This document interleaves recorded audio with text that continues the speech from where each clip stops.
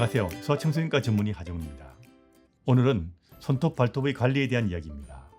신생아가 태어나면 할 일도 많죠. 그 중에서도 부모가 꼭 잊어서는 안 되는 것이 손톱과 발톱을 정기적으로 잘라주는 겁니다.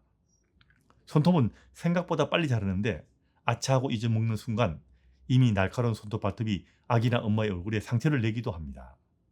아기를 처음 키운 부모들은 별거 아닌 손톱 깎는 것도 낯설어서 어렵기만 할 것입니다. 그런데 한번 해보시면 생각보다는 쉬우니까 걱정하지 마시고 제가 알려주는 대로 한번 해보시기 바랍니다. 우선 핵심부터 알려드리겠습니다.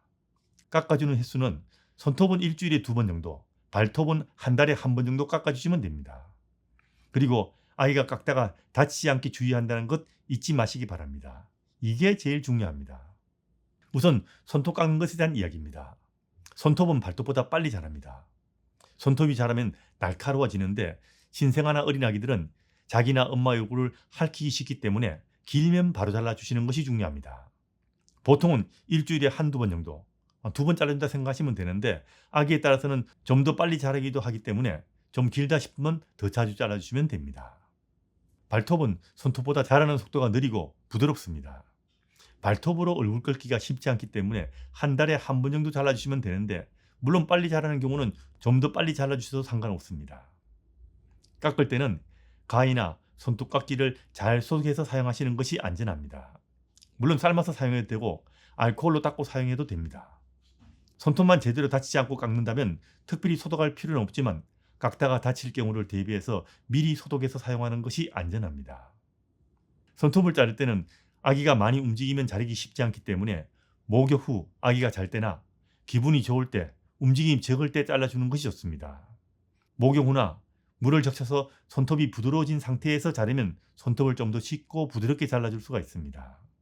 처음엔 가능하면 2사람이 아기를 잡고 잘라주는 것이 좋습니다.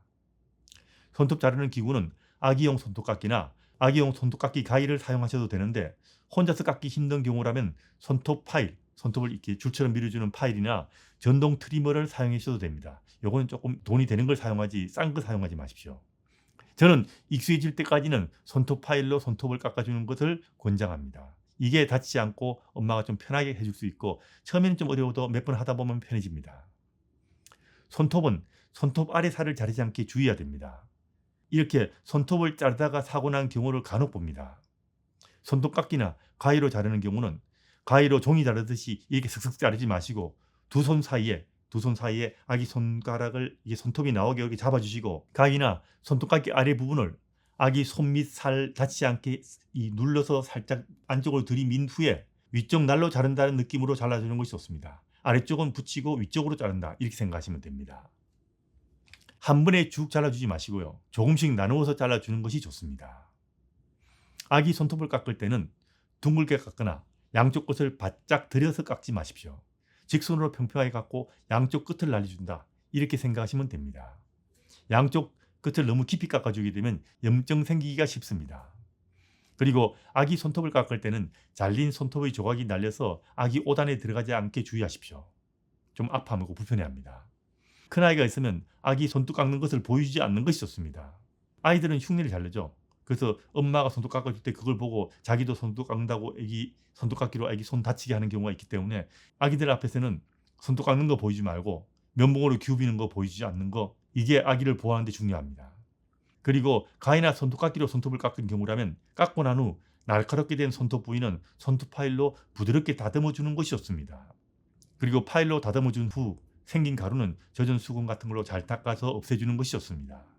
만일 손톱을 자르다가 다쳐서 피가 나는 경우가 있죠. 이런 경우는 잘 씻고 바로 소아과 진료를 받으시는 것이 좋습니다. 이렇게 상처가 난 경우는 염증과 파상풍과 상처 회복 이 3가지가 중요합니다.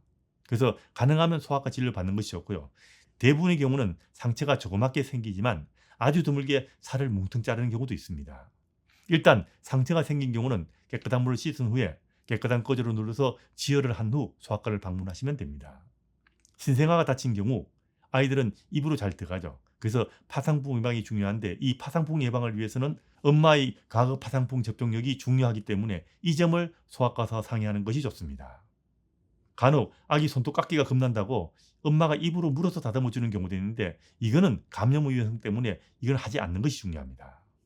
그리고 손톱으로 긁을까 봐 손사기를 사용하시는 분이 많으신데 이것을 너무 오래 사용하는 것은 권장하지 않습니다. 물론 엄마가 보기 힘들 때 잠시 사용하는 정도라면 몰라도 계속 사용하는 것은 바람직하지 않습니다.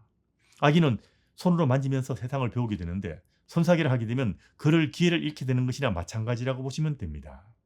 손톱 발톱은 조금만 신경 안 쓰면 어느새 많이 자라서 날카롭게 변하니까 수시로 확인하시고 많이 자라면 깎아준다는 것 잊지 마시기 바랍니다.